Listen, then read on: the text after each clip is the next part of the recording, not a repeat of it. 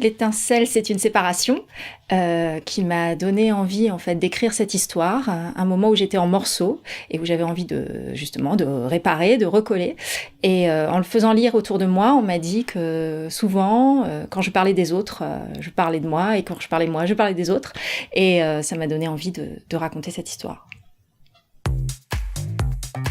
Alors, n'importe quel personnage, n'importe quel héros d'un roman de Philippe Janada.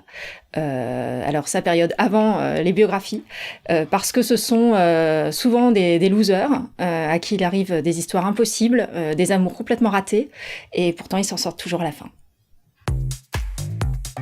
Une bibliothèque qui ressemble pas mal à celle qui est derrière moi, avec beaucoup de romans contemporains, beaucoup de romans français, beaucoup de romans écrits par des femmes, et aussi quelques polars, des BD, des albums jeunesse et des romans du XVIIIe siècle. Et c'est sans doute la pièce, ou en tout cas l'endroit le mieux ordonné de chez moi.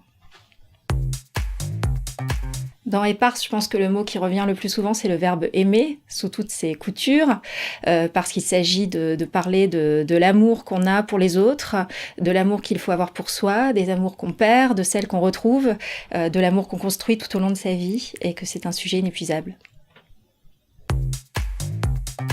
Alors de mon enfance, je pense que j'ai conservé beaucoup de chansons, et surtout celles de France Gall, les souvenirs sur la banquette arrière des véhicules de mes grands-parents, le goût des treats du tang, des picorettes, l'envie d'être une petite fille sérieuse et une grande sensation de solitude.